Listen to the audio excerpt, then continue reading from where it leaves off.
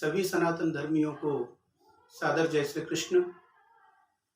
आज हमारे बीच में वरिष्ठ साहित्यकार और तत्वज्ञ श्रीमान शंभूलाल जी कश्यप विराजमान हैं, जो रक्षाबंधन पर्व के ऊपर हमारा मार्गदर्शन करेंगे।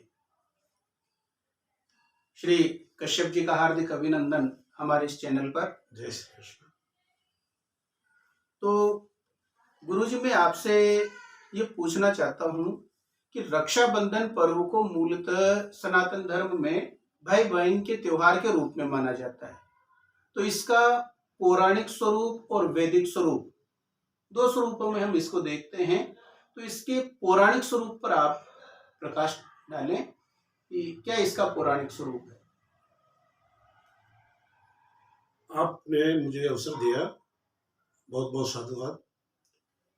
सनातन धर्म जीवन शैली वैदिक परंपरा से शुरू होती है और पौराणिक युग में हमारे जो त्योहार है उनका स्वरूप पौराणिकों की तत्कालीन परिस्थिति के अनुसार उन्होंने वर्णित किया है। इसमें सबसे पहला उल्लेख रक्षाबंधन का इंद्र और शची का आता है। देवासुर संग्राम में जब इंद्र पराजित होने लगे तो शची ने उनको रक्षा सूत्र बांध करके युद्ध में भेजा था, एक स्वरूप। और दूसरा स्वरूप है जब बलि पाताल में चला गया, भगवान विष्णु ने उनको वचन दिया कि मैं सदैव तुम्हारे साथ रहूंगा। तो महालक्ष्मी पाताल में जाकर के उन्होंने राजा बलि को रक्षा सूत्र बांधा और बहन को उपहार रूप में मांगने के लिए कहा, तो उन्होंने अपने पति को मांगा। ये दो घटनाएं पौराणिक साहित्य में उपलब्ध है। ये दोनों स्वरूप अलग अलग है। एक स्वरूप यह है कि रक्षा सूत्र पत्नी भी बांध सकती है पति के, और दूसरा स्वरूप है बहन ही भाई को राखी बांधती है। जी, अब इस स्वरूप के अंतर्गत पूरे समाज में सभी बहनें अपने भाई की रक्षाबंधन करती हैं और भाई उनकी सुरक्षा का वचन देता है। वो सारी चीजें समाज में व्याप्त हैं और होनी भी चाहिए। लेकिन इसका वैदिक स्वरूप क्या है?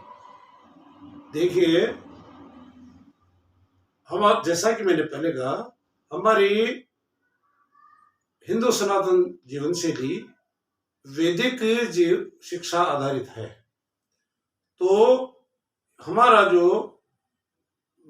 ये गुरु पूर्णिमा पर्व होता है, उस पर ऋषिगण शतरांत करके और उस रोज सब शिष्यों से और उनके परिजनों से उस गुरुकुल में बुलाते थे और वहां पर उसका शतरांत का एक तरह से उत्सव मनाया जाता था।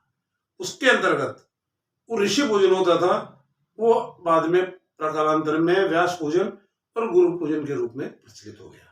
वस्तुतः गुरु पूर्णिमा भी वैदिक पर्व है। और एक खास बात यह है जितेंद्र जी कि अगर हम वैदिक जीवन दर्शन में देखें तो हमारी नस्लीय पहचान से ज्यादा सनातन धर्म में शैक्षिक पहचान का ज्यादा महत्व है। इसीलिए हमारा ऋषि गोत्र होता है और ऋषि ही हमारे गुरु होते हैं। और जो गुरुकुल के बाद, वो गुरु पूर्णिमा के बाद शतरांत होने पर विद्यार्थी भी अपने घर में वर्षा काल में आ जाते थे और ऋषिगण भी साक्षरता अभियान के अंतर्गत अब बस्ती में जाकर के और शिक्षा के योग्य 7 से और 10 वर्ष तक के बच्चों को रेखांकित करते थे। और गुरु पूर्णिमा के रक्षाबंधन श्रावण पक्ष की पूर्णिमा के दिन वो एक पर्व के रूप में अपने सभी द्विज समाज को निर्देशित करते थे कि आप सभी को ऋषियों की परंपरा का सम्मान करने के लिए, उनको आदर देने के लिए, उनके कल्याण की कामना करने के लिए आपको ऋषि तर्पण करना चाहिए। ये ऋषि तर्पण की परंपरा श्रावण पक्ष की पूर्णिमा को इसीलिए रखी गई है। इसके बाद में वो उपाकर्म आदि कराते थे और ये श्रावणी कर्म के बाद में वो सब अपने अपने घर आकर के और गुरु निर्देश से श्रवण पूजन करते थे। तो ऋषि घर घर जाकर के और गुरुकुल के चित्र बनवा करके और वहां पर उन श्रवण की पूजन कराते थे। वस्तुतः श्रवण पूजन गुरुकुल पूजन ही है, इससे भिन्न कुछ नहीं है। और इसके बाद में गुरुजन वो ऋषिगण सब द्विज समाज को रक्षा सूत्र बांध करके उनके मंगल की कामना करते थे। ये वैदिक स्वरूप था, प्रकारांतर में इसको पौराणिक रूप मिला और आज ये विशुद्ध रूप से भाई बहन का त्योहार हो गया। तो ये जो श्रावणी कर्म है, इसका मतलब हम ये माने कि रक्षाबंधन पर्व केवल भाई बहन का त्योहार नहीं है, अपितु ये तो सनातन धर्म का बहुत ही महत्वपूर्ण और आधारभूत त्योहार है, जिसमें समस्त गुरुकुल परंपरा का निर्वहन होता था और गुरु शिष्य परंपरा से संपूर्ण समाज में ये पर्व श्रावणी के रूप में व्याप्त था। तो ये श्रावणी कर्म क्या होता है, इसके संबंध में आप और कैसे होता है, थोड़ा मार्गदर्शन हमें प्रदान करें। देखो, श्रवण का श्रुति का अर्थ होता है वेद, और वेदाध्ययन के केंद्र को श्रवण करते थे। तो उस श्रवण के महत्व को ज्ञापित करने के लिए श्रावणी कर्म करवाते थे। ऋषि तर्पण के बाद में ऋषि पूजन जो होता है वही श्रावणी कर्म है। यानी उस रोज प्रत्येक गुरुकुल से पढ़ा हुआ परिवार, चाहे क्षत्रिय हो, वैश्य हो, चाहे ब्राह्मण हो, ये सारे के सारे वहां पर अपने अपने गुरुकुल की कुशा के मतलब मॉडल बना करके और उसको गुरु रूप में पूजन करते थे और ऋषि स्वयं उनका पूजन करवाते थे। यानी ऋषि परंपरा एक व्यक्ति नहीं है। जैसे गुरुकुल है कश्यप गुरुकुल, तो उस कश्यप गुरुकुल के संस्थापक अलग थे, अब प्रकारांत में पीठाधीश्वर सभी कश्यप हुए। वशिष्ठ गुरुकुल के सभी वशिष्ठ हुए। इसी तरह गौतम गुरुकुल के पीठाधीश्वर सब गौतम है और उसमें पढ़े हुए हर व्यक्ति का गोत्र यानी ऋषि गोत्र यानी शिक्षास्त्रीय पहचान क्रमशः कश्यप, वशिष्ठ और गौतम हुए। हमारे 12 ऋषि गोत्र है। ये प्रमुख 12 ऋषि गोत्र के अनुसार 12 ऋषियों की पूजन होती थी श्रावणी कर्म से होकर।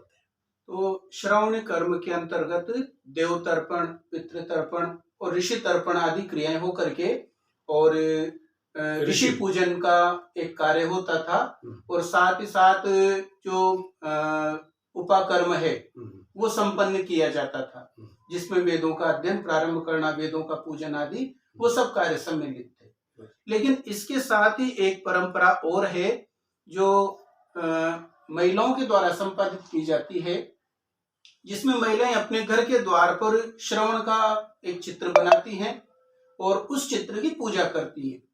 तो उसका क्या महत्व है, जिसको हम श्रवण पूजन कहते हैं, तो उसके महत्व के संबंध में आप मार्गदर्शन करें। देखिए, श्रवण जैसा कि मैंने कहा ये गुरुकुल का चित्र है और ये छोटे बच्चों को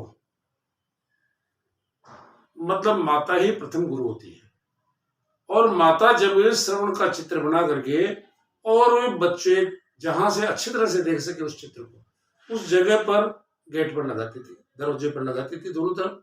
और बच्चे जब ये प्रश्न करते थे कि ये किसका चित्र है, तो माता उत्तर देती थी कि ये गुरुकुल का चित्र है, श्रवण का चित्र है, यहाँ जाकर के तुमको वेदाध्ययन करना है, विद्वान बन करके वापस लौटना है। ये शिक्षानुमुखी समाज हमारा सनातन धर्मी केवल और केवल शिक्षा आधारित संस्कारों को ही अपने त्योहारों के रूप में मनाता है।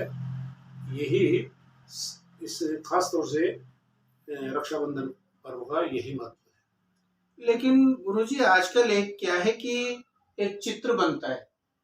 अभी तक जो हम पुरानी माताओं को देखते हैं तो वो तो एक झोंपड़ी नुमा या घर का चित्र बना करके उसको श्रवण के रूप में पूजन किया जाता था। लेकिन आजकल जो बाजार में चित्र आते हैं, जो छपे हुए चित्र आते हैं, तो उसमें माता पिता के भक्त श्रवण कुमार का चित्र आता है। तो उसका क्या महत्व है, या उसकी पूजा की जानी चाहिए, या इस प्रकार घर बना करके जो पूजा की जाती है वो पूजा की जानी चाहिए? देखिए, श्रवण का अर्थ संस्था के रूप में और वैदिक परंपरा के रूप में श्रवण का अर्थ केवल और केवल शिक्षण केंद्र गुरुकुल होता है। लेकिन अच्छी संस्था हो, अच्छे व्यक्ति हो, उनके नाम पर बच्चों के नामकरण होते हैं। तो श्रवण कुमार के माता पिता ने अपने बच्चे का नाम ही श्रवण रख दिया। लेकिन पुराणों में या किसी भी साहित्य में श्रवण कुमार, मातृ पितृभक्त श्रवण कुमार और रक्षाबंधन का परस्पर कोई संबंध नहीं है, मेरे देखने में नहीं है। और एक विशेष बात यह है कि जो श्रवण कुमार का महत्व है, एक मातृ पितृभक्त, वो अपनी जगह पर शैक्षिक पाठ्यक्रम में शामिल होना चाहिए। लेकिन इसके नाम पर गुरुकुलों के पूजन का जो बेसिक थीम था वैदिक शिक्षा का, उसको डिस्टर्ब नहीं करना चाहिए। वस्तुतः गुरुकुल पूजन ही श्रवण के नाम से होनी चाहिए। अगर इसको बहुत हल्के स्तर से बात करें तो उस श्रवण कुमार के पूजन का अर्थ तो व्यक्ति पूजन हुआ। व्यक्ति पूजन अवतारवाद के पहले हमारे सनातन धर्म में कहीं नहीं था। तो इस प्रकार रक्षाबंधन पर्व का पौराणिक स्वरूप भी हमें स्पष्ट है, जो समाज में सब जगह व्याप्त है और सब इसको जानते हैं। परंतु जो वैदिक स्वरूप आज श्री गुरुजी शंभुलाल जी कश्यप ने हमें बताया, यह स्वरूप सामान्यतः हमें कहीं दृष्टिगत नहीं होता। और इसके साथ ही समाज में आजकल जो श्रवण कुमार की पूजन का प्रचलन चल रहा है, वो हमारी अनभिज्ञता के कारण हम अपने मूल से कुछ हट करके कार्य कर रहे हैं। इसीलिए गुरुजी के सानिध्य में संस्कार सरिता, सनातन धर्म संस्कार सरिता के द्वारा इस वर्ष ये प्रयास किया गया कि हम अपने गुरुकुल के रूप में वही प्राचीन जो माताएं घर बनाती थी वही घर बनाए जाएं और उन्हीं का पूजन गुरुकुल स्वरूप में किया जाए। यही हमारी शास्त्र परंपरा है और इसका हमें पालन करना चाहिए सभी को। एक बात विशेष रूप से मैं कहना चाहूंगा कि ये जो श्रवण का चित्र है, गूगल ने इसी को मॉडिफाइड रूप में प्रयोग में किया है। अर्थात हमसे ज्यादा बाहर के विद्वान इस पर बहुत ज्यादा चिंतन कर रहे हैं। हमें अपनी परंपरा पर कायम रहना चाहिए। धन्यवाद। आज आपने हमारा मार्गदर्शन किया, इसके लिए बहुत बहुत धन्यवाद। सभी को जय श्री कृष्ण।